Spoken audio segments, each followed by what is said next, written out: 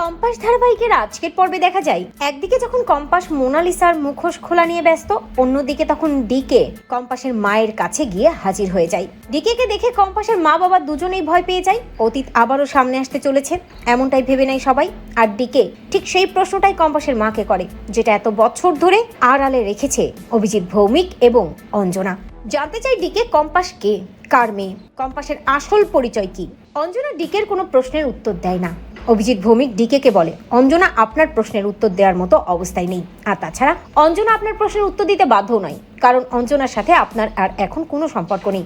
অঞ্জনা আমার স্ত্রী আর কম্পাস আমার মেয়ে।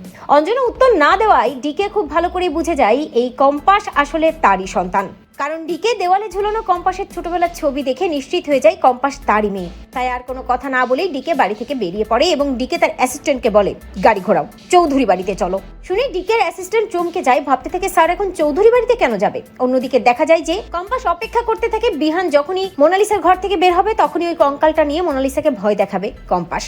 অন্যদিকে বিহান মোনালিসাকে স্পষ্ট জানিয়ে দেয় যে মোনা যেন আর কোনোভাবেই কোনো সিক্রেট এ বাড়িতে না করে, তাহলে তার থেকে খারাপ আর কেউ হবে না। এই বলেই বিহান ঘর থেকে বেরিয়ে যায়। অন্যদিকে কম্পাস মেঘমালাকে বলে, দিদিভাই এক্ষুনি আমাদেরকে কঙ্কালটা সেট করে ফেলতে হবে, যাতে এই কঙ্কালটার ভয়ে মোনা ম্যাডাম নিজেই ঘর থেকে দৌড়াদৌড়ি শুরু করে। আর তারপর মোনা ম্যাডামের মুখোশ সবার সামনে খুলে যায়। মোনা ম্যাডাম ভুলেই যাবে যে তার চোখে নকল ব্যান্ডেজ পরানো ছিল সেটা। অপরদিকে দেখা যায় যে ডিকে চৌধুরী বাড়ির দরজায় চলে আসে। অন্যদিকে কম্পাস যখনই কঙ্কালটা নিয়ে বের হতে যাবে তখনই বেল বেজে ওঠে। এত রাতে কি এলো ভাবতে থাকে কম্পাস বিহান সহ সবাই নিচে ছুটে যায়। আর বাবুলাল কাকা যখনই দরজা খোলে তখনই ডিকেকে দেখে বাবুলাল কাকা চমকে যায়। এগিয়ে আসে অখিলেশ, ডিকেকে দেখে অবাক হয়ে বলে, এ কি স্যার, আপনি এখানে এত রাতে? আসুন ভেতরে আসুন। মুক্তি ভাবতে থেকে হঠাৎ ডিকে বাড়িতে কি জন্য এলো। অন্যদিকে ঋতুজাও বুঝতে পারে না, আর কম্পাস ডিকেকে দেখে চমকে যায়। বারবার অখিলেশ জানতে চাই, স্যার কোনো সমস্যা, আপনি কেন এলেন এই বাড়িতে, সবকিছু ঠিক আছে তো?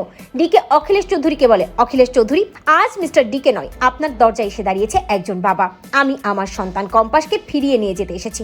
শুনেই চমকে যায় চৌধুরী বাড়ির সবাই, চমকে যায় কম্পাস নিজেও। তো বন্ধুরা, তোমরা এটা চাও তো যে ডিকের চাল যেন ভেস্তে দেয় কম্পাস? কমেন্ট করে জানাতে ভুলো না।